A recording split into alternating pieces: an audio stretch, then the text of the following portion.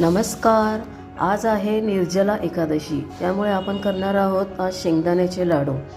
त्यासाठी मी इथे घेतलेले आहेत भाजून घेतलेले शेंगदाणे अर्धा किलो, गूळ खिसून घेतलेला आहे 300 ग्रॅम आणि थोडे ड्रायफ्रूट्स काजू आणि बदाम.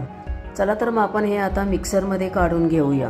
आता आपण हे सगळं मिश्रण मिक्सरमध्ये काढून घेतलेलं आहे. तर आता ह्याचे आपण लाडू वळायला घेऊया.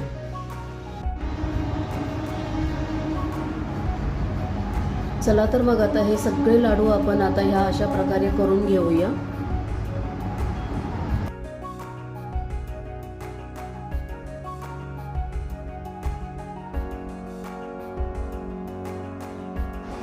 अशा प्रकारे आपले सगळे लाडू तयार करून झालेले आहेत. ह्या प्रमाणात 23 ते 24 लाडू आपले झालेले आहेत मध्यम आकाराचे.